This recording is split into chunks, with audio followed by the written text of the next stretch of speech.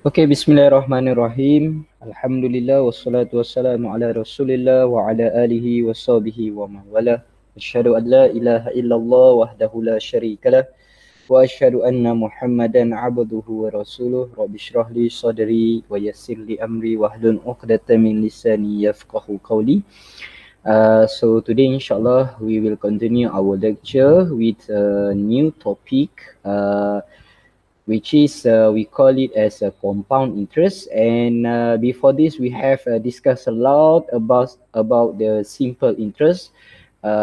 We knew about how to calculate the amount of interest itself, and we can calculate also or we can find or we can search how can we calculate our principal if our amount of interest, rate of interest, and also um, our time has been given to us, and we calculate by using a wheel formula. Before this we have discussed how to use a wheel formula, and the most important thing before we learn or before we discuss about compound interest, the most important thing that you need to understand well the basic concept how to find the simple interest. As we know, our simple interest formula is I is equal to PRT, which is P is also our principal,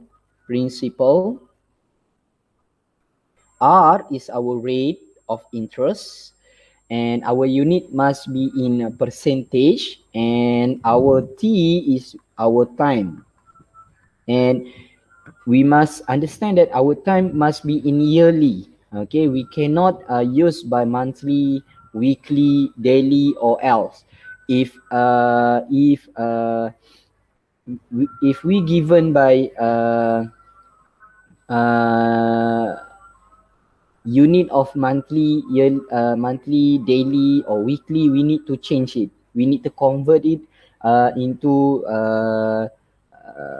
yearly concept. Okay, and this is a basic concept. Our formula I is equal to PRT. So today compound interest. So what is compound interest? What is the differentiate between compound interest and also simple interest? Okay, so we go to the next slide. So in our section 1, we need to know the introduction of compound interest. Okay, so compound interest is the eighth wonder of the world.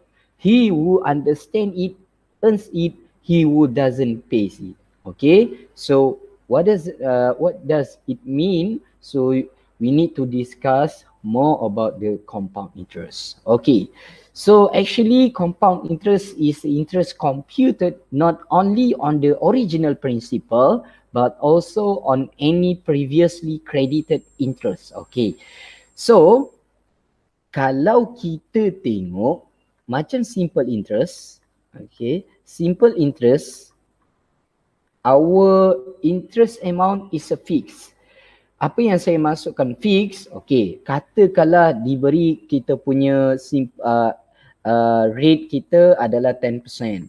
Okay, let's say we borrow our principal is 10,000, misal kata 10,000, and our rate done and also our time is 2 year. Okay, 2 year. Alright, so dalam kes ini, okay, dalam kes ini kita punya amount of interest adalah fix, berkadar tetap. Maksudnya tahun pertama itulah nilainya, tahun kedua itulah nilainya based on our formula. So our formula is I is equal to PRT. Okay, so kita masukkan sajalah. So I kita sama dengan P kita berapa? P kita 1000. Okay, kali dengan R kita 0.1 kali dengan 2. So 1000 kali dengan 0.1, 100. So kalilah dengan 2. Okay, so kita akan dapat 200 dekat sinilah kita punya dalam tempoh 2 tahun Okey, kita punya jumlah amount of interest kita adalah 200. Maksudnya setiap tahun kita adalah 100. Tahun pertama 100, tahun yang kedua juga 100. Dia adalah fix. Okey, dia tidak berubah. Tetapi for compound interest, kaedah pengiraannya hampir sama. Okey, cuma konsep pengiraan itu saja yang berbeza. Okey, let's say kita menggunakan konsep yang sama, menggunakan nilai amount yang sama, iaitu kita punya rate kita 10%, kita punya principal kita 1000 dalam masa 2 tahun. Okey, so untuk bayaran tahun yang pertama dan juga tahun yang kedua sangat berbeza. Dia tak sama. Okey, tahun yang pertama dia mungkin akan sama dengan kita punya simple interest ni. So bila kita kira 1000, okey, kali dengan 0.1. Okey, untuk tahun yang pertama kan, tahun yang pertama. So kalau kita kira tahun yang pertama kita adalah 100. Okay, alright. Kemudian nak masuk tahun yang kedua, kita kena tambah pula dengan interest kita yang pada tahun pertama ini. So dia akan jadi 1100 kali dengan 0.1. So kita akan dapat amount of interest untuk tahun yang kedua. Dan nanti kita akan tengok differentiate between the amount of interest by using simple interest concept and also compound interest concept. Okay. So, kita tengok cara pengiraan dia macam mana. So, yang ini saya bagi contoh saja untuk lebih detail. Let's go through one by one. Okay, clearly, and I will explain slowly insyaAllah. Okay, I will explain slowly to all of you, slowly. Okay. So,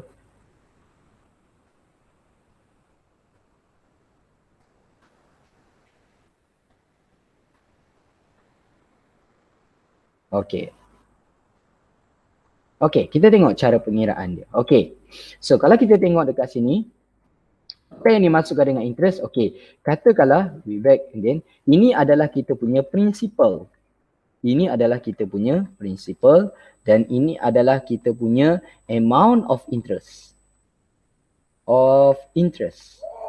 Okay. Alright, untuk kira by yang dikatakan is interest compute not only on the original principal but also on any previously credited interest, ni yang dimasukkan. Okay, katakanlah untuk tahun pertama, bila kita kira untuk tahun pertama, katakanlah let's say amount of interest kita adalah 100 dan kita punya principal kita adalah 1000.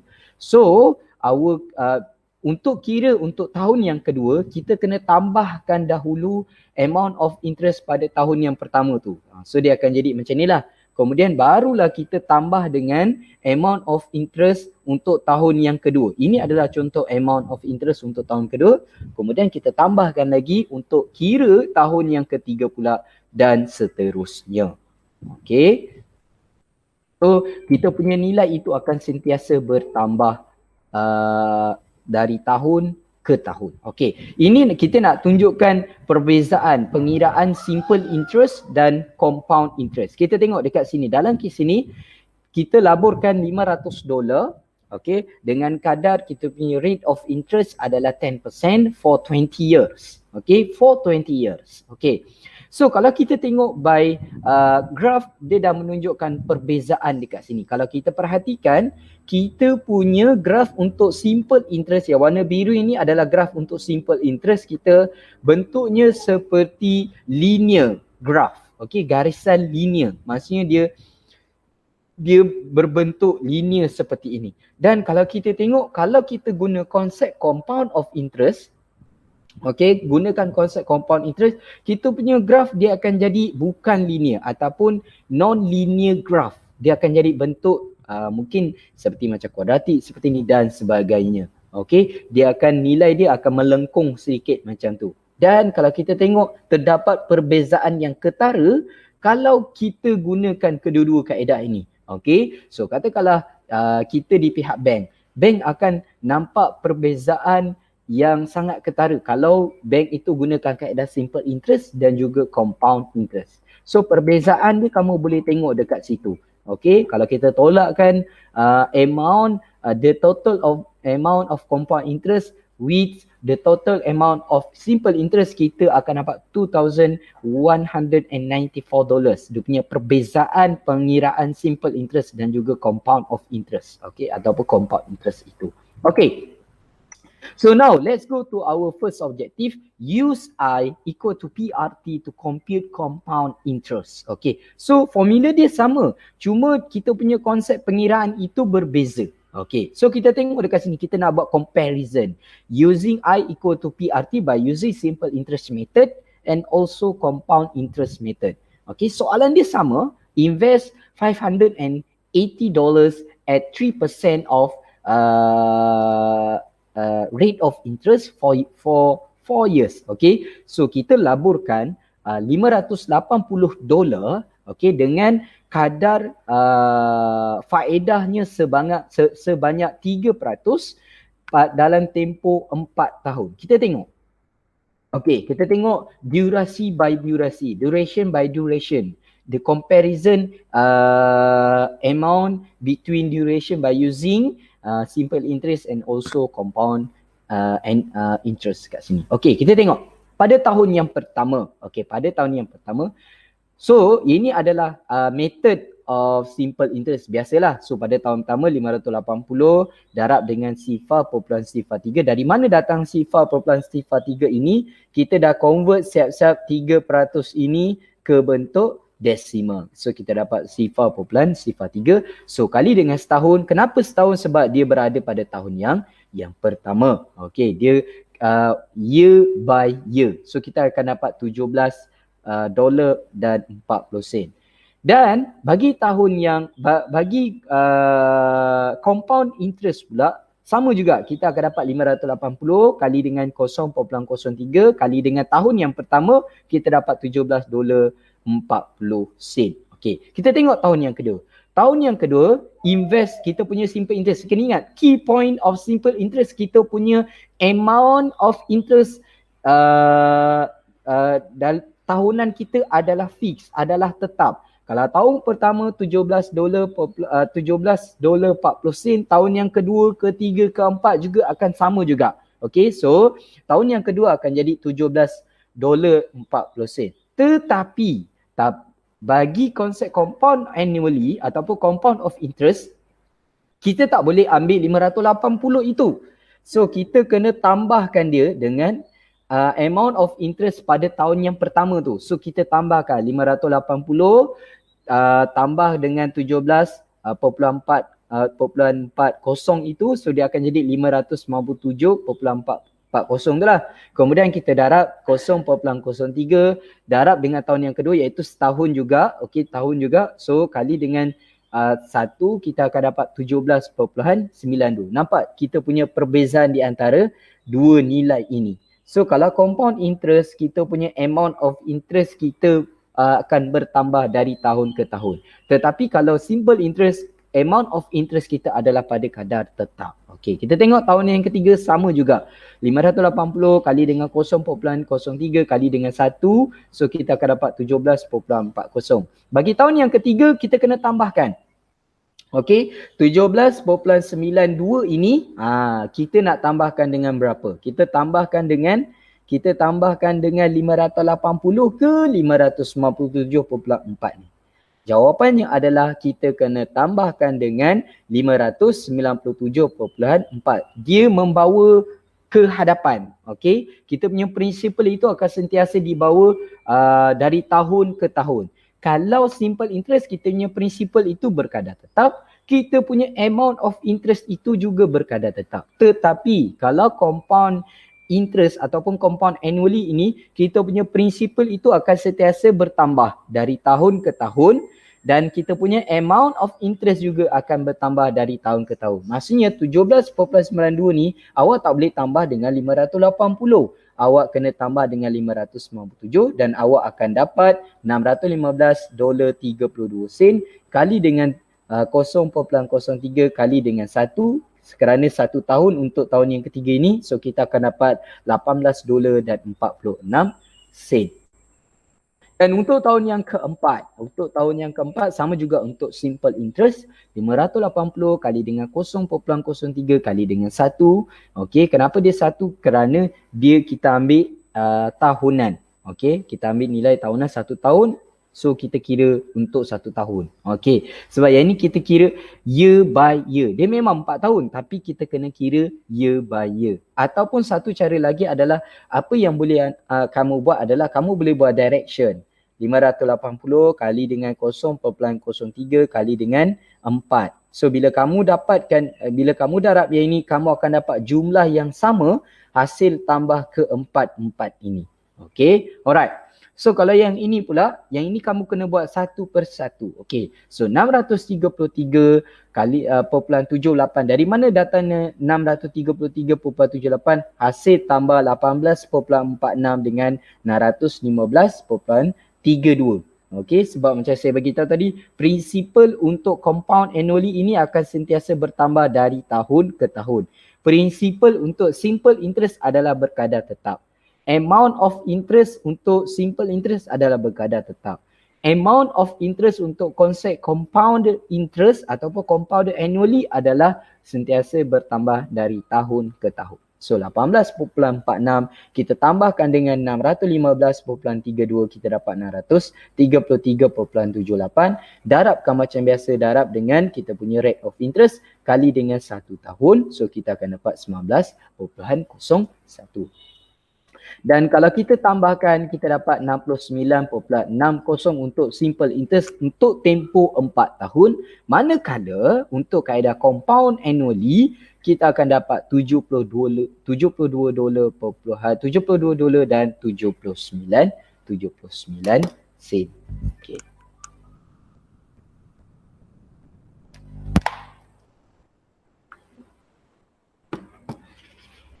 Alright, setakat ni macam mana? Boleh buat?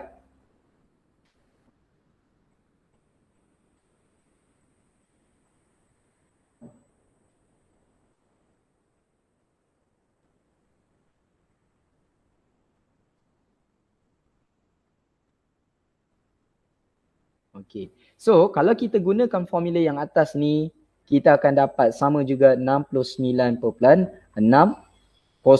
Okey. So, kalau yang ini kita kira satu persatu. Untuk compound annually, awak kena kira satu persatu. Ini untuk kaedah yang biasa. Sebentar lagi nanti saya akan tunjuk macam mana kita nak gunakan formula compound interest. Dia berbeza sedikit dengan kaedah simple interest tadi tu. Yang ini saya tunjuk sebab kita nak kira compound interest by using simple interest formula. Boleh juga tak jadi masalah. Cuma kita kena kira satu persatu. One by one. Okay, saya ulang balik. Okay. Untuk compound interest, dia ada formulanya sendiri. Tetapi dalam kes ini, kita gunakan simple interest, formula simple interest untuk menghitung compound annually ataupun compound interest itu. So, kaedah pengiraannya lebih kurang sama, cuma konsep dia berbeza. Compound interest, kena ingat kalau simple interest, principal dan juga kita punya amount of interest adalah fix, berkadar tetap. Kalau si prinsipal kita 580 sampai tahun keempat lah prinsipal kita kekal sebanyak 580. Tetapi untuk compound compound annually ini, kalau kita gunakan I equal to PRT ini, boleh tak jadi masalah. Cuma kita punya prinsipal itu bukan berkadar tetap, dia akan sentiasa bertambah dari tahun ke tahun. Bermaksud kita punya compound interest itu, kita punya prinsipal itu adalah untuk tahun yang kedua, misal kata adalah hasil tambah dengan amount of interest bagi tahun yang pertama dan seterusnya. Okay, so yang ini saya nak tunjuk macam mana kita nak gunakan compound mengira compound interest. Okay, so dia ada banyak cara. Okay. So kita kena tahu skema mana yang diberikan kepada kita. So sama ada dalam bentuk annually ataupun tahunan.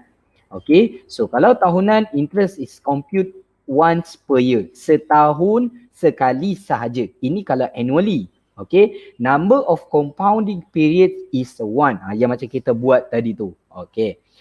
Dan compound of interest can be computed semi-annually. Nama pun semi. Semi ini masih separuh. So maksudnya bila separuh, setahun itu kita bahagikan 2. Maksudnya kita kena kira, dalam kes ini kita kena kira compound of interest compound sebanyak 2 kali setahun. Okay. Alright. Yang pertama pada bulan Januari misal kata, yang kedua pada bulan Julai. Bermaksud interest is compute twice per year. Maksudnya kita kena kira interest kita sebanyak 2 kali dalam 1 tahun. Okay. So number of compounding periods is 2. Okay. Alright.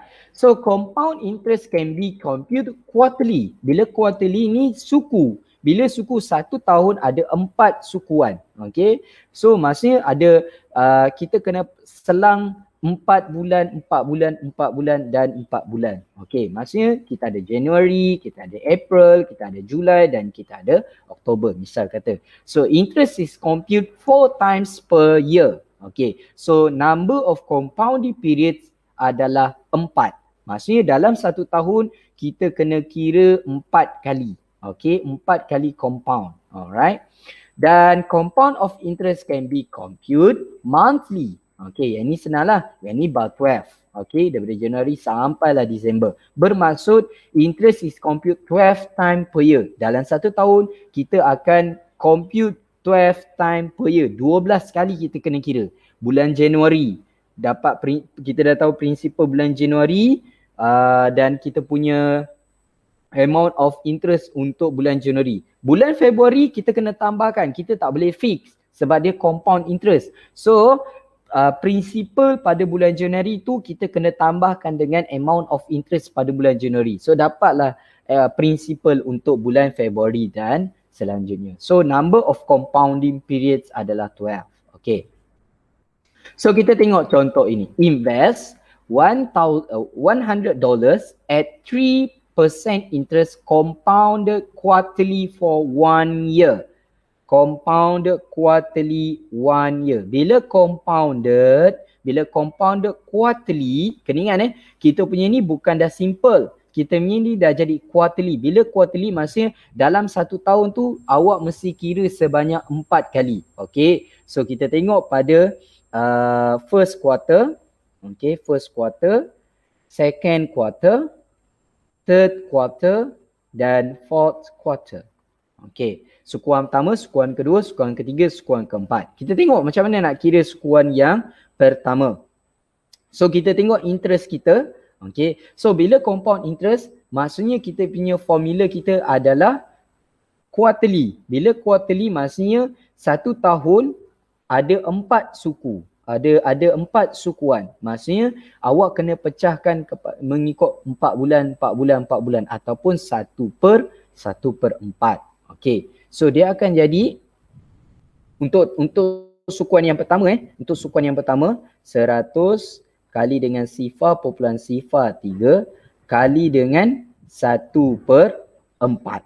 Okey, untuk sukuan yang pertama, So dari mana datang sifar populasi sifar 3? Dia datang daripada bila kita dah convert siap-siap 100 dengan 3% kepada bentuk desimal. So kalau kita darab, kita akan dapat 100 times 0.03 times 1 divide by 4. Kita akan dapat sifar populahan 75. Ini untuk amount of interest bagi tahun yang bagi sukuan yang pertama. Okey.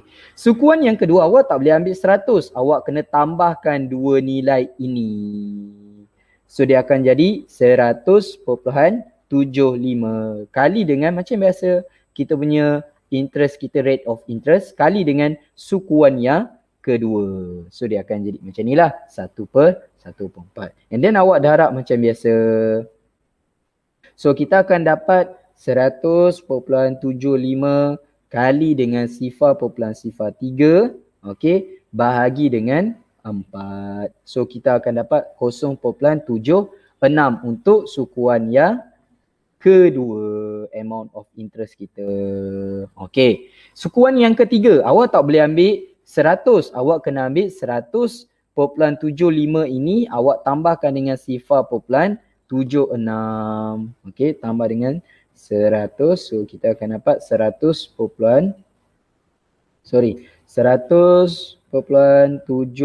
tambah dengan 0.76. So kita akan dapat berapa? 101.51 untuk prinsipal untuk sukuan yang ketiga. 51 kali dengan 0.03 kali dengan sukuan yang ketiga. So formula dia mesti 1/4 sebab sukuan. Okey, so kali dengan 0.03 kali dengan bahagi dengan, so kita dapat bahagi dengan 4, kita akan dapat 0.76 juga. So dapat 0.76 juga. Kemudian kita tambahkan untuk sukuan yang keempat. Prinsipal kita tak boleh ambil 100, kita kena total upkan dia. 101.51 tambah 0.76. So 102.27. 102.27 kali dengan 0.03 kali dengan 1/4. So kali 0.03. Okey. So kita bahagi dengan 4. So kita akan dapat 0.77. Okay, alright. And then we sum up together 0.75 tambah 0.76 tambah 0.75 tambah 0.76 tambah 0.76 tambah 0.76 juga tambah dengan 0.77. Okay. So kita total kita punya the total of our compound interest is $3.04. Okay. Itu adalah metod pengiraan kita kalau kita totalkan dia. Okay. Now saya cuba padam. Okay. Saya padam. Okay. So saya nak tunjuk dalam bentuk slide pula. Okey, yang ni saya kali yang pertama saya tunjuk dengan awak. Okey, so what is the account balance at the end of the year? Ini adalah soalan dia yang sebenar. Dia minta kita cari berapakah account balance at the end of the year. Okey, so kita tengok 1 tahun, oleh kerana kita quarterly, so maksudnya kita kena pecahkan kepada 4 bahagian. So maksudnya 1 kena bahagi dengan 4 lah sebab quarterly. Okay. So ini untuk kuartal yang pertama. So kita dapat 0.075 bila kita kira. Kemudian ini untuk tahun yang pertama dia kata 0.03 kali dengan 1/4 can be condensed into 0.03/4. Okay, dia pemudahkanlah. Ini untuk sukuan yang pertama. Okey, sukuan yang kedua, kita tak boleh ambil 100, kita kena tambahkan dengan prinsipal tadi tu. Kita kena tambah dengan amount of interest tadi. So 100 tambah dengan 0.75, kita dapat 100.75. So kali dengan 0.03, kita punya rate of interest kali dengan 1/4. Kenapa 1/4? Sebab quarterly. Kenapa 1/4? Sebab quarterly. Alright. So kita dapat sukuan yang kedua, amount of interest kita adalah 0.76. Kita cari sukuan yang ketiga. Okay, so kita sum upkan dia 101.51. Ini macam yang saya buat tadi tu. Datanya daripada 100.75 ini. Okay. 100.75 ini kita tambahkan dengan amount of interest ini. Dapatlah 101.51. Macam biasa darab dengan 0.03 kali dengan 1/4. Kenapa 1/4? Sebab quarterly. Okay, bila quarterly formula dia mesti 1/4. So dapat 0.76. Ini untuk sukuan yang ketiga. Sukuan yang keempat. So 102.27 datang daripada mana? 101.51 tambah dengan 0.76 ini. So kita dapat 102.27. So kali dengan kita punya rate of interest 0.03. kita darabkan dengan 1/4. Kenapa 1/4? Saya ulang sekali lagi, kenapa 1/4? Sebab kita punya compounded quarterly. Okay, so kena ingat, kalau yearly senang, kalau annually senang, kali dengan 1 saja. Okay, annually senang, kita kali dengan darab dengan 1 saja. Tapi sekarang ni compounded quarterly. Itu kalau compounded quarterly. Kena ingat, compounded quarterly 1/4. Kalau semi annually berapa? Semi bahagi 2. Kalau semi annually adalah 1/2. Okey. So kita akan dapat account balance 100 kali dengan 0.7 tambah dengan 0.75 tambah dengan 0.76 tambah lagi dengan 0.76 dan juga 0.77. So kita dapat account balance kita adalah $103.04. Okay, alright. Okay. So what if you are asked to compute this scenario? Okay. Ini adalah kekurangan kalau kita gunakan formula ini. Macam saya bagi tahu tadi tu, sekarang ni kita dah masuk compound interest. Bila kita nak kira compound interest, kita boleh juga gunakan formula simple interest. I equal to PRT, tak jadi masalah. Cuma kaedah pengiraan dia agak berbeza sedikit. Saya ulang balik. Kalau simple interest, kena ingat kita punya principal dan juga kita punya rate of kita punya amount of interest adalah fix. Katakanlah 4 tahun, tahun yang pertama 300, tahun kedua 3 dan juga keempat, principal kita akan jadi 300 juga. Okey. Dia berbeza dengan compound interest yang mana kita punya principal kita akan sentiasa bertambah dari tahun ke tahun. Okay. Sekarang ni dia bagi pula kita senario seperti ni. What if you are asked to compute this scenario? $500 invest at 3% interest compounded monthly for 10 years. Yang ni kalau macam 1 tahun tak jadi masalah tau. Simple. Okay. Kalau annually, lepas tu tak kira lah annually, senang. Kalau dia bagi kita macam quarterly ataupun semi annually, tapi dalam masa 1 tahun saja period dia senang. Tapi dalam kes ni kalau dia melibatkan banyak tahun dan compounded monthly pula.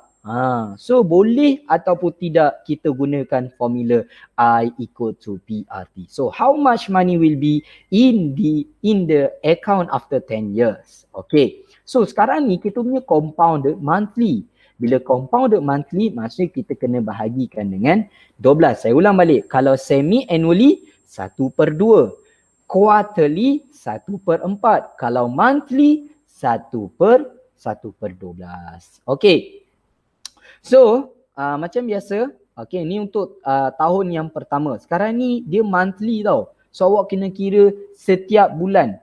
Tahun yang pertama tu, masa 12 kali awak kena kira compound. Masuk ke yang kedua, tambah lagi 12 lagi. Masuk yang ketiga, tambah lagi 12 dan sebagainya. Okay, so kita dapat macam biasalah. Ini untuk tahun yang pertama, bulan yang pertama. Okay, tahun yang pertama, bulan yang pertama. Bulan Januari. Okay, saya ulang balik. Ini untuk tahun pertama, bulan yang pertama. Sekarang ni baru tahun pertama tau. Dia nak apa? 10 tahun. Okay. So 500 darab dengan 0.03 kali dengan 1/12 dapat 1.25. Okay. Sekarang ni kita masuk masih lagi tahun yang pertama, bulan yang kedua. So kita tambahkan. So kita dapat 1, 2, 5, 3 dan sebagainya. So dia akan menyukarkan pengiraan kita. So dia akan jadi panjang. You will have to do berapa banyak kali pengiraan compound. Okay, so that's why macam saya beritahu tadi, boleh tak jadi masalah kalau kita gunakan I equal to PRT untuk kita kira compound interest. Tak jadi masalah, boleh. Cuma kita kena kira 1/1. Ini adalah limitation dia. Sebab yang ni baru bulan Januari. Katakanlah bermula 2020 sampailah 2030. Okay, yang ni Januari 2020. Yang ni bulan Februari 2020. Baru bulan yang kedua, tahun yang pertama. So dia akan jadi banyak. Okey, dia akan jadi banyak. So menyukarkan kita untuk kita kira. Boleh nak kira tapi dia akan jadi banyak lah. Okey, so you will have to do a total of 120 computation to cover the full 10 years. Maksudnya awak kena buat 120 kali pengiraan. Okey, kalau yang macam annually, tu simple tak jadi masalah. Ini kalau yang melibatkan monthly dengan keadaan tahun yang banyak, dia akan menyukarkan kita. Oleh hal demikian, kita akan mengguna pakai formula yang lain untuk kita cari compound interest. So, introduction to the compound interest formula is M is equal to P bracket 1 plus I the power close bracket the power of N. Okay, so sekadar cukup untuk sesi ini. Apakah yang dimasukkan dengan formula ini? Kita akan bersambung dalam sesi lecture yang akan datang. Okay. So kita jumpa lagi insya-Allah pada sesi yang akan datang insya-Allah.